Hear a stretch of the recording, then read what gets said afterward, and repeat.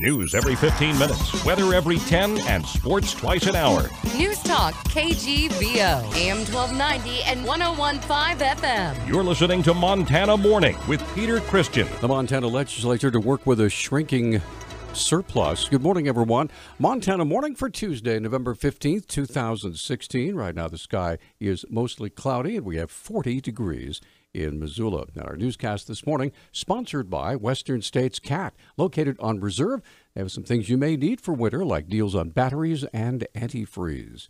The newly elected Republican leaders of the Montana legislature say the upcoming session will be focused on a tightening state budget. Republicans once again will hold majorities in both State House and Senate for the legislative session that begins in January. Yesterday, they elected State Senator Scott Sales of Bozeman as Senate President and returned Representative Austin Knudsen to his post as House Speaker. Both Sales and Knudsen say that because of declining tax revenues, there won't be much room in the budget for new initiatives. The Democrats elected Representative Jenny Eck of Helena and Senator John Sesso of Butte as minority leaders in each chamber. Eck says she's hoping the Democrats will be able to work with moderate Republicans, as they did in previous sessions, to pass legislation. A couple of recent Missoula cases have grabbed headlines and a large number of responses on social media. However, Missoula police say there have been no official charges yet. According to Police Public Information Officer Travis Welsh, police have received no complaints about Nazi propaganda reportedly being distributed here in Missoula. The only thing we've received in regard to that is a request for extra patrol around a synagogue here in town, but we've not taken any reports about the actual literature that appeared in local news reports over the weekend. In another case, a man was reportedly beaten by 4 people after claiming to be a Trump supporter. Facebook pictures show a significant head wound and bleeding. Welsh said the man did talk with police, but again, no charges yet. We have talked to one individual who reported that he had been assaulted and felt that the assault was politically motivated. However, that individual has informed us that he does not wish to pursue the case. He does not want to press charges. He was just providing information.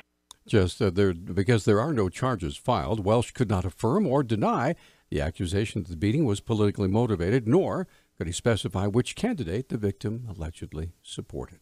Just days after the general election, vandals targeted the Lake County Republican Party headquarters in Polson. KECI television reported that vulgar language and photos, anarchy signs, and the name Trump were spray-painted on the outside of the building.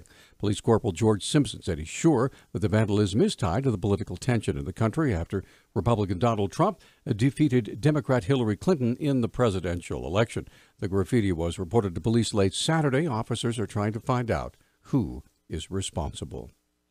Police departments in Bozeman and on the Montana State University campus are asking the public's help in identifying a man suspected of attempting to place a camera where he could film up women's skirts.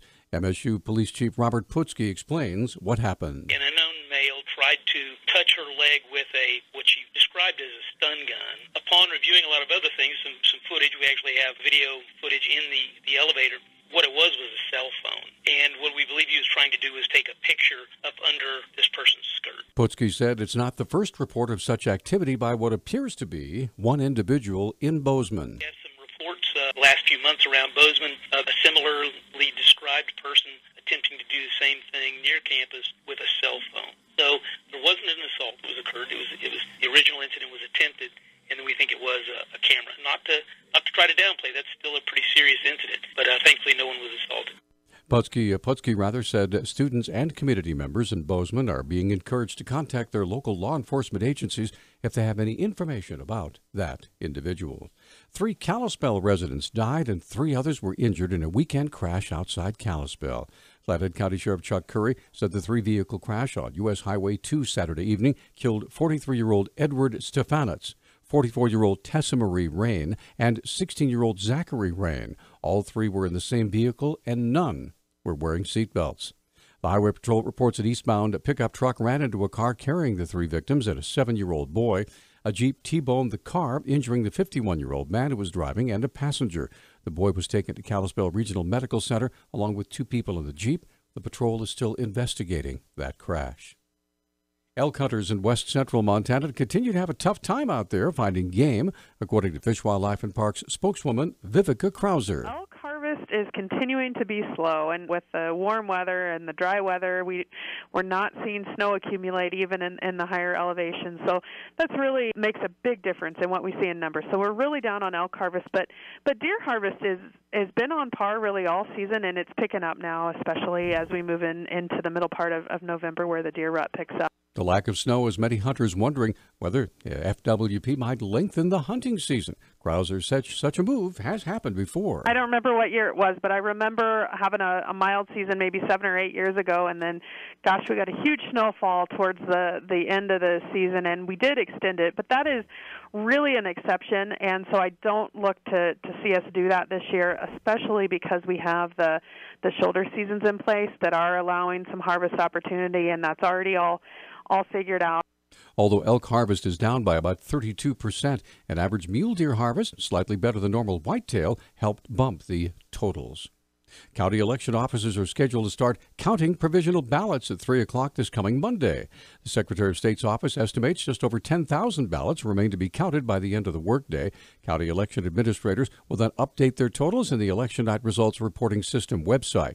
The remaining ballots include those voted by people who may not have brought proper identification to the polls and then returned to the county election office with ID, or those voted by people who requested an absentee ballot and then decided to vote at the polls. The election results remain unofficial until the state canvass is completed on November 29th. Throw out the record books, it's Grizz Cat Week, and even the politicians are getting involved. The Republican Party tent may not be big enough, at least this week, to contain the school spirit of Attorney General Tim Fox, a Grizz fan, and Senator Steve Daines, a Bobcat fan. They've made wagers over the past 3 years, which forced the loser to wear their rival's fan colors. Mr. Daines. Fox said the Grizz gear actually looked good on Steve Daines. Last year, he got a beautiful Grizz necktie that he wore on the floor of the Senate, and I have it on good authority. The stature and standing in the United States Senate has risen since he wore that tie on the floor of the Senate. And Mr. Daines? Well, I might have lost this bet for the past few years, but I'm looking forward to a great game on Saturday. And I know my fellow Bobcat fans join me in looking forward to seeing our esteemed Attorney General sporting some great Bobcat gear. The game's been sold out for months. Kickoff 12 noon inside Washington Grizzly Stadium on Saturday. News Talk Times 612. News Talk, KGVO. Missoula's official weather station. Mostly cloudy to cloudy skies today with scattered showers. Highs in the low 50s. Tonight, rain likely early. Overnight lows will drop to the freezing mark by sunrise Wednesday with a rain-snow mix. I'm meteorologist Brooke Foster for Missoula's KECI 13.